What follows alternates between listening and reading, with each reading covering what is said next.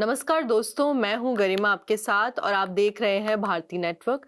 राष्ट्रीय जांच एजेंसी ने अल कायदा के गुजरात आतंकी साजिश के मामले में गुरुवार को 5 राज्यों में छापेमारी की। अल कायदा गुजरात आतंकी साजिश में कथित तौर पर अवैध प्रवासी बांग्लादेशियों के शामिल होने का शक है। एनआईए ने 5 राज्यों में 10 जगहों पर छापेमारी की। एनआईए ने प्रवक्ता को बताया कि एनआईए की टीमों ने बुधवार को पश्चिम बंगाल, त्रिपुरा, मेघालय, हरियाणा और गुजरात में विभिन्न संदिग्धों और उनके सहयोगियों से जुड़े परिसर में तलाशी ली। अधिकारियों ने बताया कि कई डिजिटल उपकरण और दस्तावेज जब्त किए गए, जिन्हें फॉरेंसिक जांच के लिए भेजा गया है। अजरुल इस्लाम और अब्दुल लतीफ के नाम पर शामिल था। यह आरोपी जाली भारतीय पहचान दस्तावेजों का इस्तेमाल करके बांग्लादेश से भारत में अवैध रूप से घुस गए थे। एनआईए का कहना था कि ये लोग प्रतिबंधित अल कायदा आतंकवादी संगठन से जुड़े गए पाए गए हैं। ये लोग बांग्लादेश में अल कायदा के गुर्गों के लिए धन इकट्ठा करने और उसके हस्तांतरित करने में शामिल थे और मुस्लिम युवाओं को सक्रिय रूप से भी उकसाने में भी शामिल पाए गए। एनआईए ने 10 नवंबर 2023 को अहमदाबाद की एक विशेष अदालत में आरोप पत्र दायर किया था।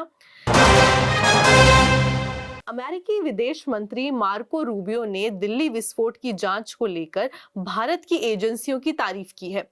उन्होंने बताया कि अमेरिका ने मदद की पेशकश की है, लेकिन यह भी कहा है कि भारतीय अधिकारी असाधारण पेशेवर तरीके से जांच करने का प्रबंध कर रहे हैं। बुधवार को G7 विदेश मंत्रियों की बैठक के बाद कनाडा में पत्रकारों से बात करते हुए रूबियो ने कहा कि वॉशिंगटन के नई दिल्ली को अपनाने का समर्थन दिया गया है। रूबियो ने G7 बैठक के इतर भारतीय विदेश मंत्री एस जयशंकर से मुलाकात की और दिल्ली विस्फोट को लेकर चर्चा भी करी, लेकिन मुझे लगता है कि वे इन जांचों में बहुत सक्षम हैं। उन्हें हमारी मदद की जरूरत नहीं है और वे अच्छा काम कर रहे हैं। समाचार एजेंसियों एएफपी ने रूबियो के हवाले से बताया कि वे इस जांच को बहुत सोच समझकर, सावधानी से और बहुत पेशेवर तरीके से कर रहे हैं। अमेरिकी विदेश मंत्री ने विस्फोट को स्पष्ट रूप से एक आतंकवादी हमला कहा है, जिसमें अत्यधिक विस्फोट सामग्री से भरी एक कार में विस्फोट हुआ और कई लोग मारे गए। 10 नवंबर को दिल्ली में लाल किले के पास हुए भीषण विस्फोट में 12 लोगों की मौत हो गई थी, जबकि दर्जन लोग घायल हो चुके थे। विस्फोट को लेकर भारतीय सुरक्षा एजेंसियों ने बड़े पैमाने पर जांच शुरू की है। फॉरेंसिक टीमें में आतंकवाद रोधियों इकाइयां सबूतों की जांच कर रही हैं और इसके जिम्मेदार लोगों को पता लगाने में भी मदद कर रही है। इससे पहले नई दिल्ली स्थित अमेरिकी दूतावास ने भी विस्फोट के बाद भारत के साथ एकजुटता जताई थी। राजदूत सर्जियो गोरो ने 11 नवंबर को एक पोस्ट में कहा था कि हमारी संवेदनाएं और प्रार्थनाएं कल दिल्ली रात में हुई भयानक विस्फोट में मारे गए लोगों के परिवारों के साथ हैं। हम जल्द घायलों के जल्दी से जल्दी स्वस्थ होने की कामना करते हैं। रूबियो ने जयशंकर के साथ बैठक की, जिसमें व्यापार, आपूर्ति श्रृंखला और क्षेत्रीय सुरक्षा समेत कई द्विपक्षीय वैश्विक मुद्दों पर भी चर्चा हुई है। जयशंकर ने बैठक के बारे में जानकारी देते हुए एक्स पर एक पोस्ट में कहा कि दिल्ली में हुए विस्फोट में हुए मौतों पर उनकी संवेदनाओं के लिए आभारी हूं। व्यापार और पूर्ति श्रृंखलाओं पर केंद्रित हमारे द्विपक्षीय संबंधों पर चर्चा हुई है। यूक्रेन संघर्ष, मध्य पूर्व, पश्चिम एशिया और स्थिति में हिंद प्रशांत क्षेत्र पर विचारों का आदान प्रदान हुआ है। दिल्ली के लाल किला विस्फोट के आरोपी डॉक्टर मुजम्मिल, डॉक्टर अदील, उमर और शाहीन ने मिलकर लगभग 20 लाख रुपए नगद जुटाए। ये रुपए उमर को सौंपे गए थे। बाद में उन्होंने गुरुग्राम और नूर और आसपास के इलाकों से आईईडी तैयार करने के लिए 3 लाख रुपए का 20 क्विंटल से भी ज्यादा एनपीके उर्वरक खरीदा। उमर और डॉक्टर मुजम्मिल के बीच पैसों का विवाद भी था। दिल्ली बम धमाके में एक और नया खुलासा हुआ है। लगभग 8 संदिग्धों ने 4 जगहों पर सिलसिलेवार विस्फोट करने की योजना बनाई थी। उनकी योजना 2-2 समूह में 4 शहरों में जाने की थी। प्रत्येक समूह अपने साथ कई आईडी ले जाने वाला था। जांच एजेंसी के सूत्रों ने इसका खुलासा किया है। विस्फोट के आरोपी डॉक्टर मुजम्मिल, डॉक्टर अदील, उमर और शाहीन ने मिलकर लगभग 20 लाख रुपए नगद जुटाए।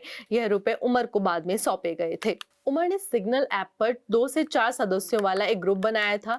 जांच एजेंसियों ने सूत्रों से यह खुलासा भी किया है। इस बीच जांच में खुलासा हुआ है कि डॉक्टर उमर 6 दिसंबर को बाबरी मस्जिद विध्वंस की बरसी पर दिल्ली में मुंबई के 2008 के 26/11 जैसे हमले को अंजाम देने के फिराक में था, इसलिए बड़ी मात्रा में विस्फोटक जमा किया गया था।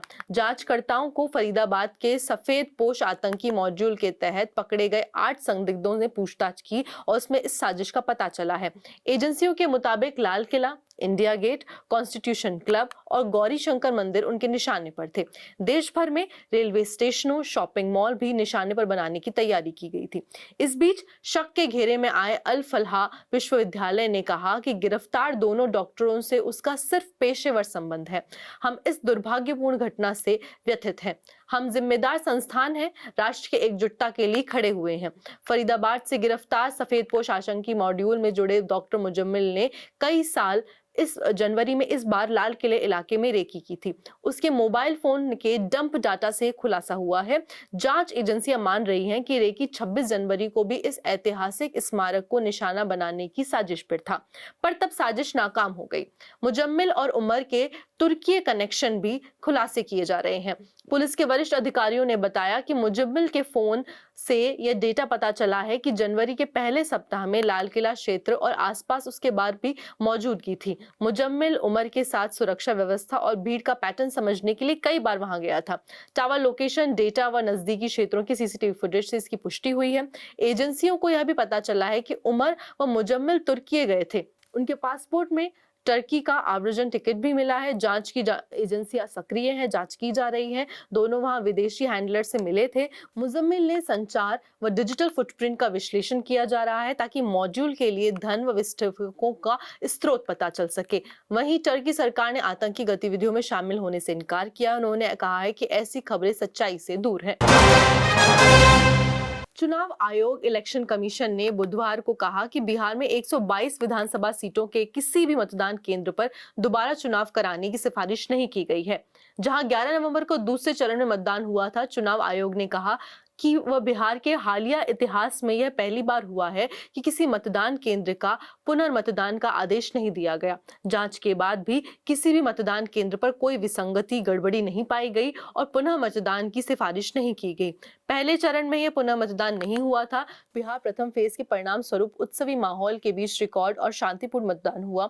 इससे अलावा पुनः मतदान शून्य रहा। चुनाव आयोग ने कहा कि बिहार में विधानसभा के लिए 2 चरणों में मतदान मंगलवार को 67.13% के ऐतिहासिक उच्चतम मतदान के साथ संपन्न हुआ।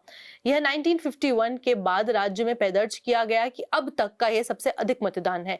पुरुष मतदाता के बीच मतदान 62.98% और महिला मतदाताओं के बीच 71.78% रहा। आयोग ने मार्च 2025 से कई पहल की है, जिनमें 17 पहल चुनावी बिहार पर केंद्रित है। आयोग ने कहा कि इन पहलों का उद्देश्य मतदाताओं की सुविधा में सुधार, मतदान कर्मियों के लिए सुव्यवस्थित प्रशिक्षण और संवैधानिक ढंग व कानूनी ढांचे पर आधारित तकनीकी संचालित प्रक्रियाओं को बढ़ावा देना है।